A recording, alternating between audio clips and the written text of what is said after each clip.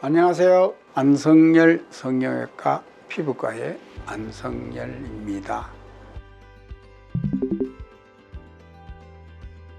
케로이드가 아닌 환자분들은 흉터가 조금 붉고 윤기되는 경우가 있어도 3개월 정도에서부터 흉터 레이저를 한 달에 한 번씩 해서 한 10번 정도 하면 좋아지는 경우가 대부분입니다. 그러나 문제는 켈로이드 환자입니다. 켈로이드 환자는 흉터가 일어날 줄은 꿈에도 몰랐기 때문에 환자도 물론이고 수술한 의사도 좀 당황을 하죠. 그러나 그렇게 크게 걱정할 건 없습니다. 켈로이드를 주로 전문으로 치료하는 성형외과 선생님들한테 오시면 간단히 치료가 됩니다. 겨드랑이나 밑절은 사실은 치료가 그렇게 어렵지 않습니다.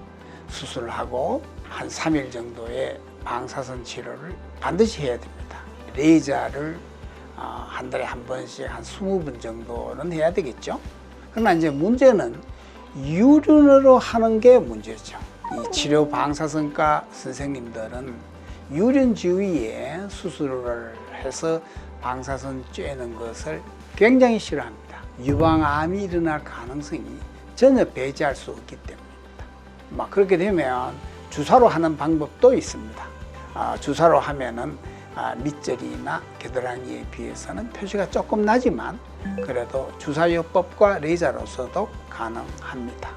방사선과 선생님의 찬동을 얻으면 방사선 치료도 가능할 수도 있습니다.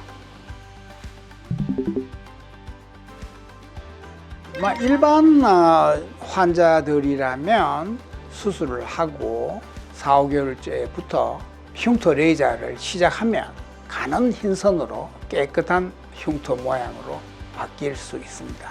그러나 이제 문제는 켈로이드 환자는 어떻게 할 것인가가 문제죠. 켈로이드 환자는 기다릴 것도 없어요. 바로 한두 달 지나면 바로 재수술을 해야 됩니다. 그래서 깨끗하게 수술을 하고 방사선을 쬐고 레이저를 한 달에 한 번씩 20번 정도 하는 것이 순서이죠. 비후성 반응이나 켈로이드를 구분한다는 것은 의미가 없는 것입니다. 저는 비후성 반응도 켈로이드의 가벼운 증상이라고 이야기를 하고 있습니다. 임상적으로 밖에 구별되지 않고 조직학적으로는 전혀 구분이 안 됩니다. 좀 가벼운 폼은 비후성 반응이다. 중등도나 고도를 가지고 진정한 의미에서의 켈로이드라고 말할 수 있습니다. 치료도 똑같습니다. 그래서 구분할 필요 없습니다. 유방 부위는 재발되는 가능성이 거의 없습니다.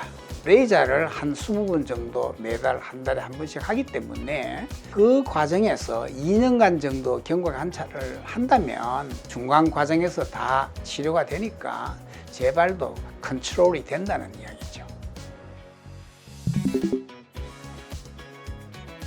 일반 환자들이 수술하고 붉어지고 약간 윤기되는 경우가 있지요. 그런 경우에나 적용되는 치료법이지 켈로이드 환자들한테는 별로 의미가 없는 치료법입니다. 이상으로 유방 성형술 이후에 일어나는 켈로이드나 또는 일반 흉터의 치료 방법에 관하여 안성열 성형외과 피부과에서 말씀드렸습니다.